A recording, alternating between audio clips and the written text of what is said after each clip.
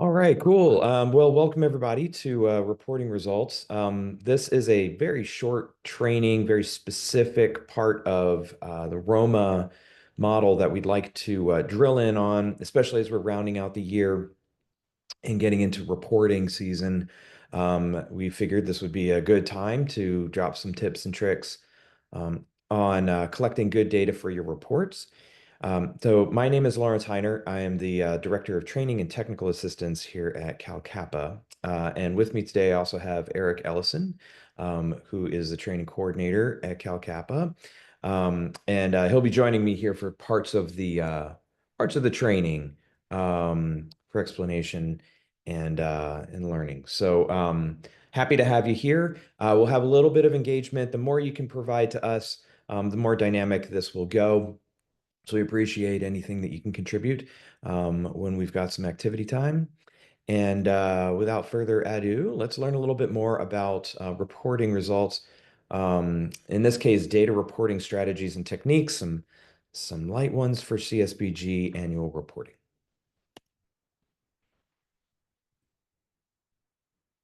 Okay, so specifically today, we'll check out the importance of accurate and unduplicated data reporting. We'll define that a little bit, along with some key roles in the reporting process, some standardized procedures for the CSBG annual report. Don't get scared. This isn't like procedures you have to do. It's more like guidelines. And querying data to ensure consistency and accuracy. So we'll explain what we mean by that here in a minute. All right, but to kick things off, this is where we could use your assistance. So what are some of the big challenges that you face with CSBG annual reporting? So Karen or Claudia, if you'd like to come off mute, what are some of the things that get in the way of good, clean CSBG annual reports? This is all new to me, so I'm training to try to learn what has to get done coming up this next year. All right, sounds good. Claudia, what do you think?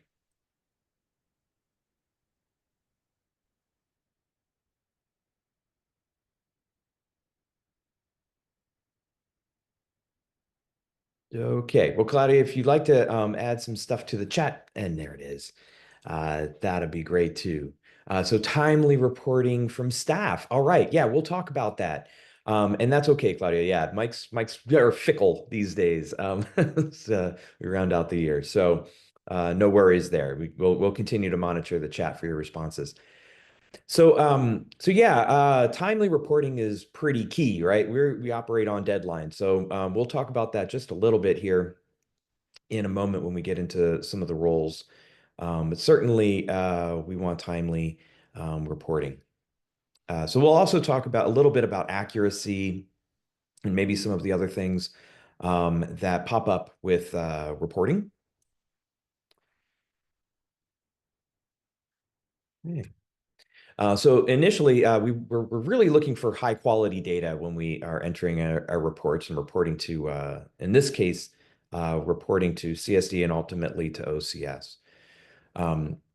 So with high quality data, we want to address some of these pitfalls. So the first thing is inconsistent data entry.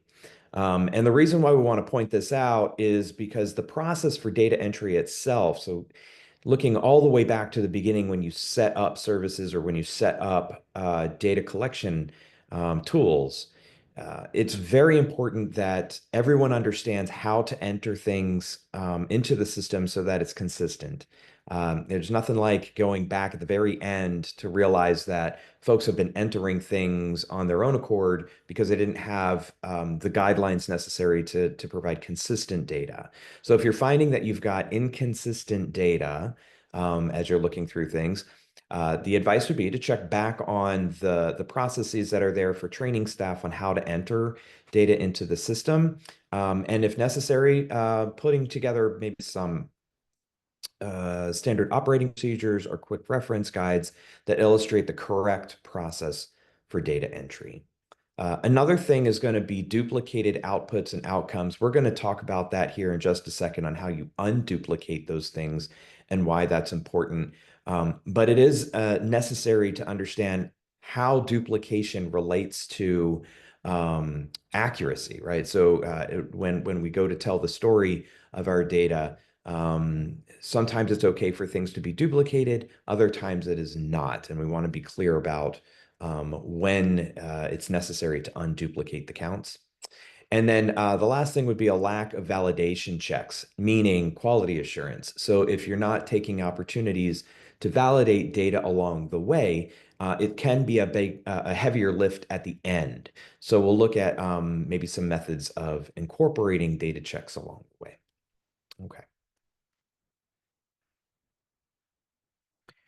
Cool. So for unduplicated counts, we'll start with a basic definition and an example here. But when we're talking about unduplicated counts, we're specifically talking about an actual count of individuals, families, households, or otherwise identified units, whereby each individual, family, or household or other unit is only counted one time. And so the example here is if you've got a person that comes to your agency and receives 7 different services, an unduplicated count would register that as one person, not 7 services. And in a lot of cases, this is because we're looking for an outcome for the individual. There will be other times in the reporting where we do want to count those 7 services, right? So we want to be very clear about in the reporting, are we looking for unduplicated counts in this section, or are we looking for total tallies of services? All right.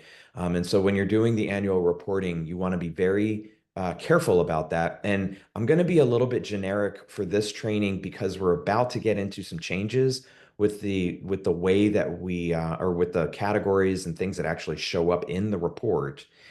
So as a general statement, it's important to recognize while you're going through the report whether or not this section is asking for an unduplicated count or if it's asking for a full tally. Okay, Eric, do you want to walk us through this next couple of slides here for some quality in and quality out tips? Yeah, that'd be great. Thanks, Lawrence, and thank you everyone for being here today.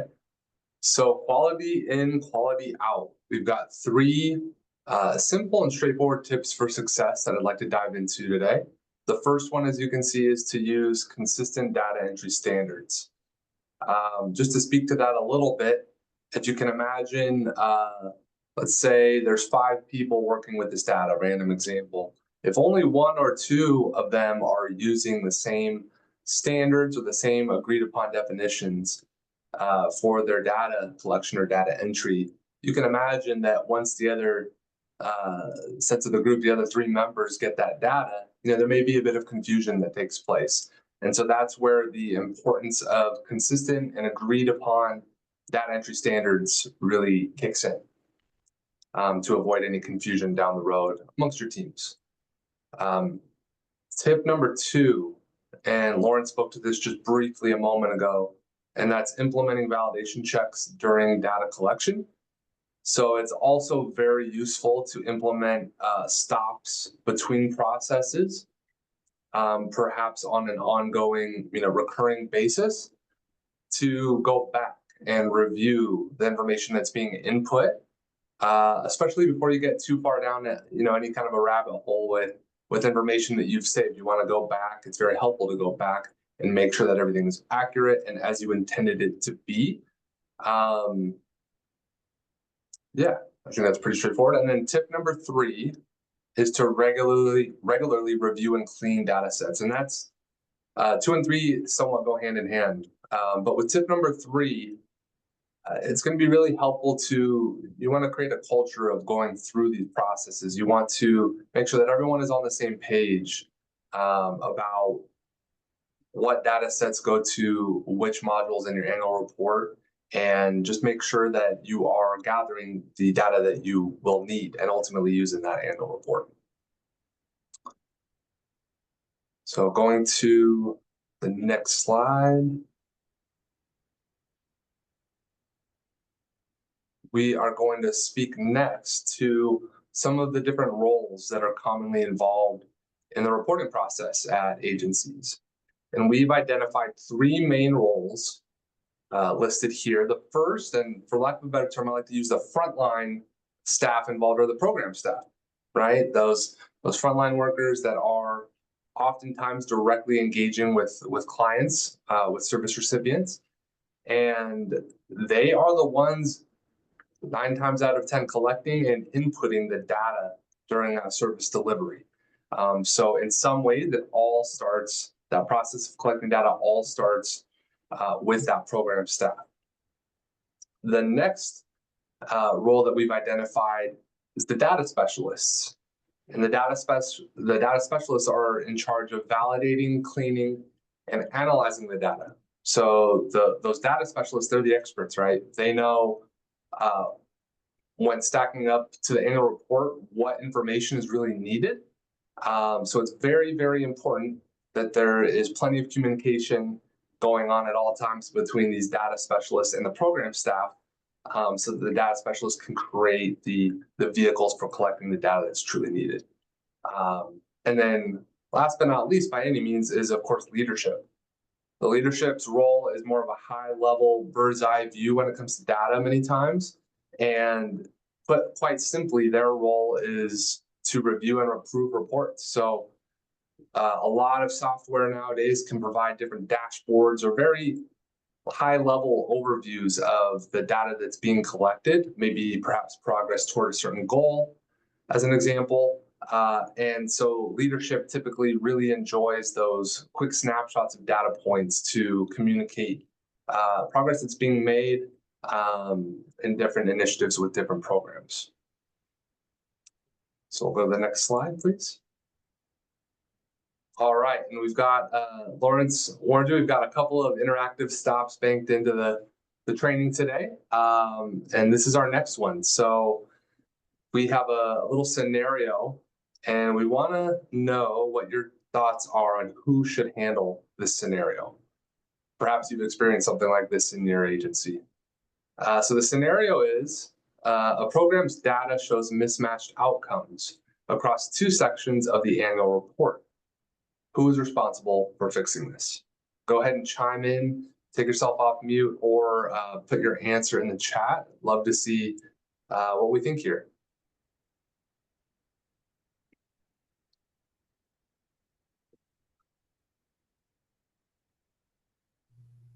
Hello, can you guys hear me? Yeah. Perfect. Great. Got my mic working. I would say it's a bit of a team effort between data specialists and program staff. I know on our end, I will be the one reviewing it, kind of seeing that everything is making sense. And then just because program staff is usually the one that interacts with the client, usually knows the case file more, we end up working together and be like, hey, how are you getting these 2 outcomes? What services, what are you tracking? Where is the disconnect? So they'll go in and do the actual digging. So it's more of a team effort, at least on our end. Sure. Yeah, that's some great insights. I appreciate you chiming in. Yeah, I could see that ringing true on the program staff level. Maybe perhaps they're transposing and just not quite clear on what truly is being asked of in that data set. So they're just transposing, putting the wrong data in the wrong slot. But then to your point, it could also be the data specialist's role, given any scenario where maybe they haven't made it abundantly clear to the program staff what the true definition of the data that's being asked for it really is. Yeah, I think in many different scenarios, it could be either or. As you pointed out, they all play a role at times in this process. Karen, do you have any thoughts? No, again, I haven't done this. I'm new to this, so I haven't seen it, so I'll be getting into the system this next year and finding out how it all works. Sure. Well, I'm very excited for you. Get things started. All right. Yeah, so as I pointed out, I think it really boils down to the specific scenario at hand. Claudia, I think you did a great job of pointing out that perhaps there could be multiple parties involved with this one, given more context. So yeah, with that, I'm going to turn it back over to Lawrence to get back into some of the meat of the training today. Yeah, for sure. And I'd add on to this one too. We didn't talk much about the leadership role in this, but leadership has their name on that report. So as this gets submitted, it is incumbent upon the whoever is in the leadership role for that reporting process, that they are confident that they're submitting items that don't have errors. Inevitably something may pop up during the review process, but that leader then takes some level of responsibility for resolving the contradiction in the reporting. But yeah, great look at all of those things. And I guess the last thing that I'll say on this item before we move on is that this could all be one person. So while we are looking at this as roles, they're definitely not positions, right? So it is very possible that one person is the program staff that's doing the report and signing off on it. You know, that could happen, or any combination of those items. So just things to consider, you know, as we're going through the process.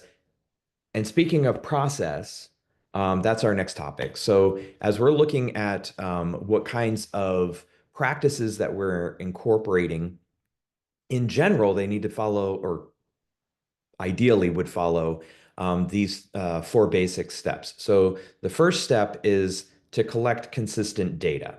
There's a lot going on in that sentence.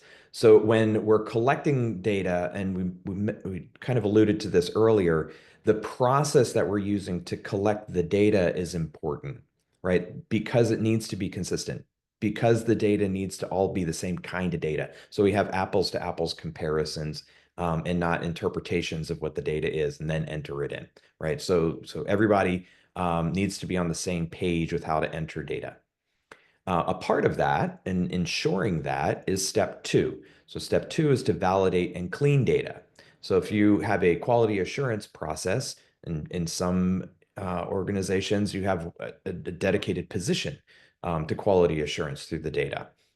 So in this process, what we want to do is, on a regular basis, and that may mean different things to different agencies, but certainly more than once a year, you want to be able, or have opportunities to validate and clean up your data as you go. So think about when you are responsible for programmatic reporting, that could be on a monthly basis or a quarterly basis, or as you report results to your board of directors, or other advisory boards, that those are good times to ensure that we're delivering clean data. So it's individual to the agency how you choose to do that, but the idea is that you take moments in time to eliminate duplications where they're not supposed to be there, or tally items in a correct way if things have been tallied incorrectly, right? You can imagine doing 12 months worth of data at a time can be pretty difficult. So the earlier you can incorporate validation checks and data cleaning, the better, right? Within reason. Third step is then to enter that data into the annual report. We'll see that there are a couple of considerations for entering data into the annual report, but all of them can be tied back to whatever system you're using. And system doesn't mean that it's digital.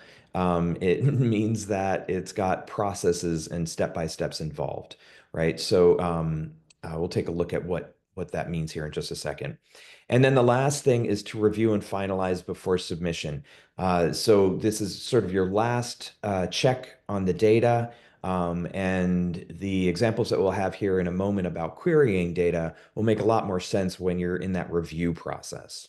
Okay. And that review process is a good process during that validation and cleaning as well. You're going to kind of doing these mini reviews along the way to ensure that your final submission is free of errors.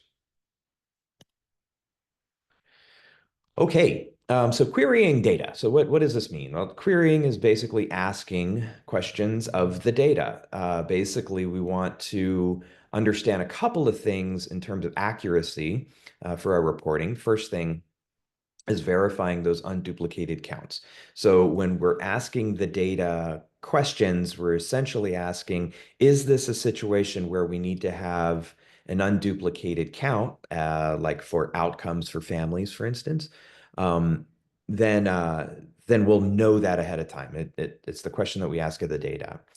We also ask, are we looking at consistent data? Are the data points that we have in our data set consistent? Do they follow kind of an apples to apples comparison, or are we really looking at something different that needs to be accounted for differently, right? Either we need to clean our data in a way that makes it line up with our other data, not faking it. I want to be clear about that. We're not introducing something different or changing things so that we're reporting something that didn't happen. What we want to ensure is that we're reporting the data in the same way as much as possible. All right. And to dig into that just a little bit deeper and ensuring that we've got unduplicated counts for our outcomes, we can go through this sort of process for understanding um, uh, how to make sure that we're reporting unduplicated. So the first thing is to understand bit by bit throughout the report what the report is asking you. What is the question? So we want to clarify that the focus is on unduplicated individuals achieving a specific outcome. That is as opposed to things like asking for how many outputs were generated. So like how many sessions were run in a training course, or how many bags of food were distributed during a campaign, right? So certain things get counted on a per item basis. Other thing, when we're talking about unduplicated, we may be looking at someone's case management, right? So you put them in case management, you've got all sorts of services that are going on. Right? Second thing would be to identify relevant sections in the annual report. So considering that things like Module 4, and Karen, you're going to get very familiar with all of this as you start getting into the specific entry points for the annual report. But for instance, in Module 4, we're really looking at outcomes in Module 4. So chances are we're looking for unduplicated counts more so in that section than in other areas of the report. We'll want to verify our unduplicated counts. So this is a function of our data systems and how well we're using that. In an electronic data system may have some validation kind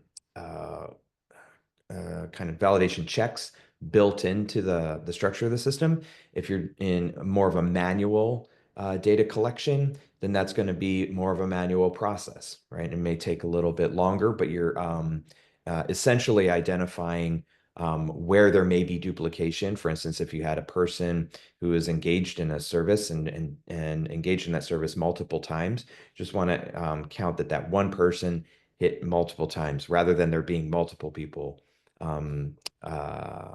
participating in a particular service.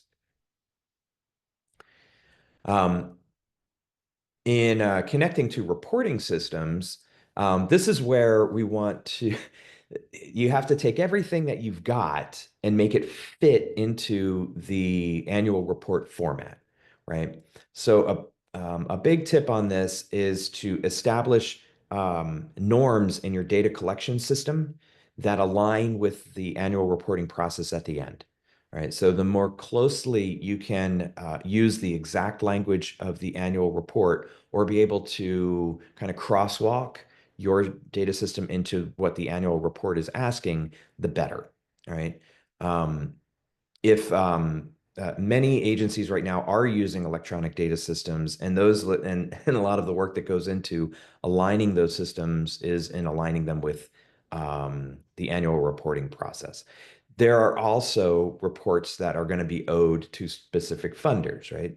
Your agency very likely has a lot of different funding channels and folks that are going to want reports in their own way. So whatever is being reported The language has to match the funder's requirements for their reports. So that's why you may find that there's some different language used for the same item, or other ways that you're going to be using common data points in different reporting pieces. So in your system, it's very important to be clear about what it is that you're counting, and for what reports that count is going to be applied. Okay. So there was a lot there. I'll also add, because this is kind of a big topic for the network in terms of what systems are being used, how the data can kind of cross-talk to other funders, reporting systems, and that sort of thing. So CalCAPA runs a data systems service group that looks into those sorts of challenges and participates in a national data interoperability project, right? That's looking at standardizing a lot of what it is that we report. So if that's something that interests you, let us know and we can get you connected with that group, or you may be involved with that group already. Okay.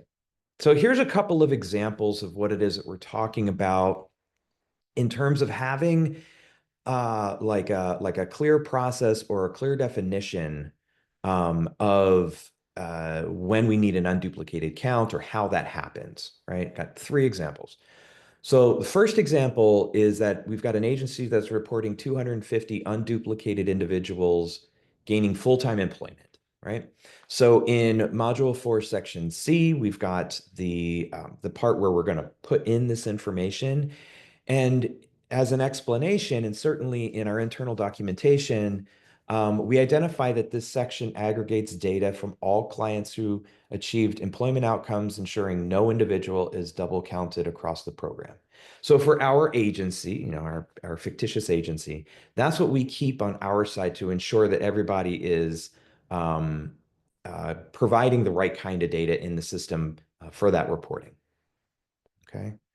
Another example, different category, this time housing stability.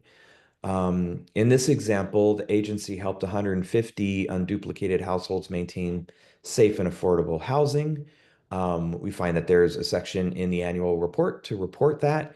And in our explanation internally, we know that this metric includes only individuals who achieved stable housing tracked uniquely by household or individual identifiers. So we know what those are internally. That's how we ensure an unduplicated count for those 150 households.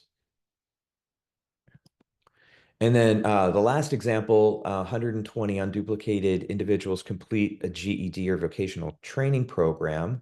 Again, we've got a section specifically for that in Module 4. And then our explanation here is that the report tracks progress by unique participant IDs, right, to ensure no one is counted twice. So you see, for each of these sections, it's basic, but we identify something that makes sense internally for folks that are collecting data, so that they more clearly understand when to count something, when not to count something, and kind of how to do that. So for your agency, you'll probably have a little bit more jargon in there. You probably have some kinds of existing systems that you're going to plug and play with. But in those systems, as part of the reporting requirements, you'll want to have an explanation on how it is that you apply unduplicated counts when they're necessary. Okay. All right. Okay, so here's a quick look at what we covered today, and I'd love to open up now for just some open questions about what we talked about today. If you've got some specific challenges that are related to those, or if you're interested in additional resources in particular areas that we can provide after this training. So what do you think? Lawrence, Yeah. Karen had put a question in the chat for us. Do we have templates for data collection? You recommend Do you a have like system? spreadsheet templates or anything that you have that you can pass along or anything? Well, Karen, we do not, but what is really common is that funders will have templates because of the nature of the work, or if as you're designing like however you're going to collect data, like tally type data for programs, um, that there's definitions for the data. The systems used are going to be all over the map. It can be, and I've had agencies show me using Excel spreadsheets to track everything, and then you can customize everything within an Excel spreadsheet. I think that's um, the allure to using that.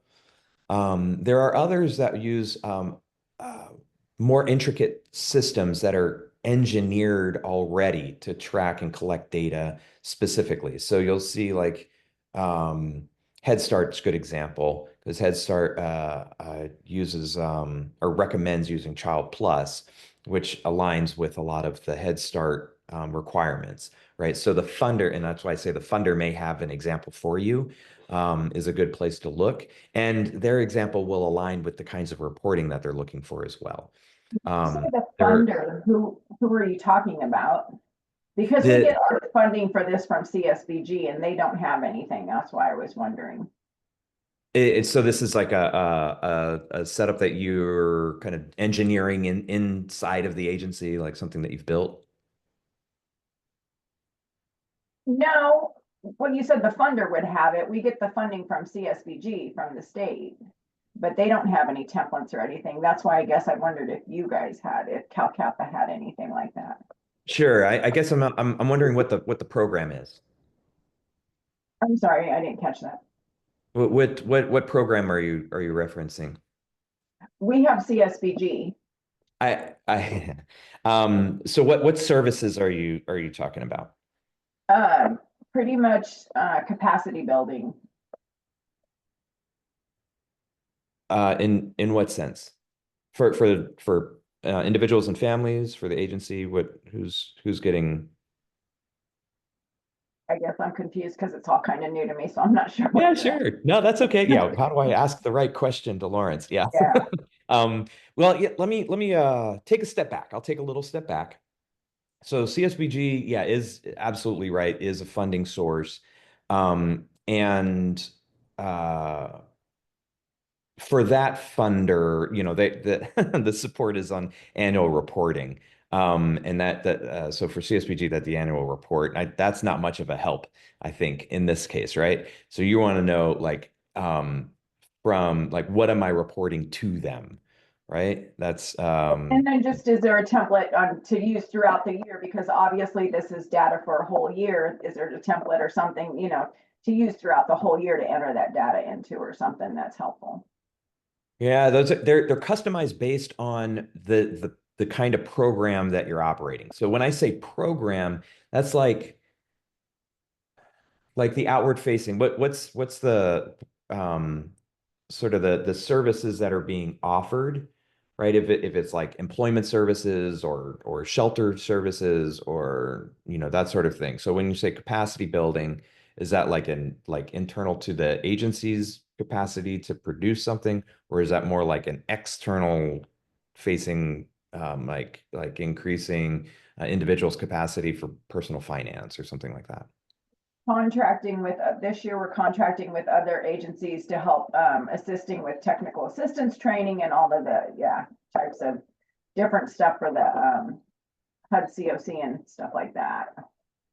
Okay. Yeah, I think it'll be customized. Most every agency customizes their own, but the way that you would do that is essentially based on whatever the contract is, right? Whatever your document that kind of spells out what kinds of services you're going to offer to whom, and then how the money is going to be spent to do that. That's a great place to look to start crafting that template because it's going to tell you in the end, what it is that you're going to be held responsible for.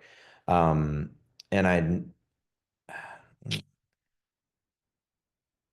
I'm thinking of ways to approach finding good templates for this kind of stuff. And very likely within our planning group, we're going to have folks that would have, if you had an example of the kinds of things that you're looking to collect or to keep track of, then we can look at, other agencies that have similar models. They may be able to share their specific templates with you. Does that make sense, Karen?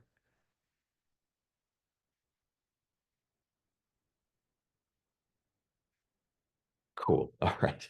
Very good. I know it's probably not the answer you want to hear, but I do have a big group of people that are willing to help. Claudia? Yeah. So for us, what's worked has been creating our own template. It has been on Excel just because we have so many programs that they're asking for very different things in their reports. I mean, a lot of the outcomes are pretty much the same because the programs we operate do offer assistance for rental.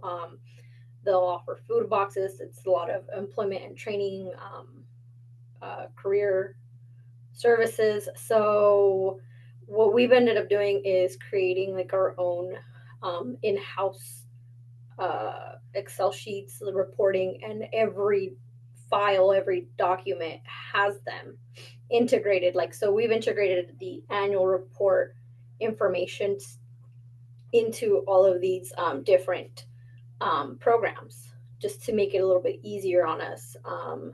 And our Excel sheets, again, they come straight from the information that's being asked in the annual report. So client demographics, all of that is exactly the same. And then it gets put into our sort of like a giant spreadsheet. It's divided by program and everything. So I mean, that's what's been working for us as of now. I would love to see a system like how it's integrated into other people's tracking systems. Just because I feel like that would be a whole lot easier than Excel sheets, but this is what's been working for us, and things are updated as services are being provided. We upload it into our tracking system because our internal tracking system does allow for this to be uploaded, but it has to be updated and replaced every time there's a new service or something. So it is a little time consuming, but so far it does seem to work for us. So that's just my 2 cents. Appreciate that, Claudia. Yeah, and that it sounds a lot like what I've heard in lots of other agencies as well. And there is a mix. The nature of that data systems group really is to kind of push toward having a better way, what's better mean? Less expensive, faster to market, and maybe with more consistency for all agencies to be able to like log data that we can report with fewer errors as we go, right? More mainstream. Yeah, exactly. And not only that, we're seeing that more agencies are taking advantage of things like CalAIM funding, which requires additional data sharing more locally for other reasons, right? So we're very interested in keeping our data sets clean and talking to one another in a kind of a way that doesn't require a whole lot of interpretation. So anyhow, there are challenges that we are working on, and in the meantime, making sure that our internal systems are in good working order is important, right? Probably quality assurance, chief among them. Okay, very cool. Do you have any other questions around reporting?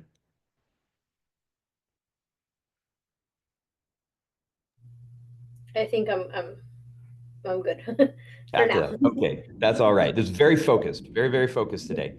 Okay, so I guess a couple final orders of business here. One thing is for you all, good next steps would be to evaluate your current reporting practices, right? To check it out, see where you are now. Identify one improvement area, right? One place that you can make an impact, and then implement a strategy for better data management. So identifying like where's one hiccup, or one barrier to having access to quick, clean data, and what can you put in place to do that. So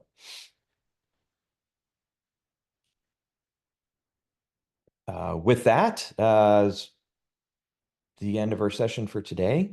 If you have any comments for us, or if you want to provide us a little feedback on other items that you'd like to see next year, we can take a look at that on your feedback form.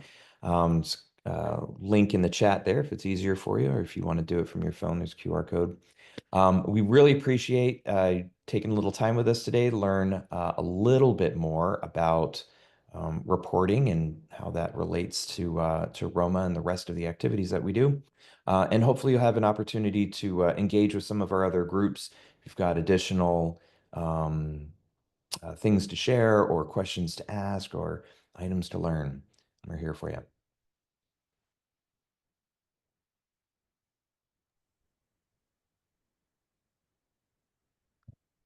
Thanks a lot. Have a fantastic holiday, everybody. Thank you, everyone, and best of luck to you, Karen, in your new role. Thank you.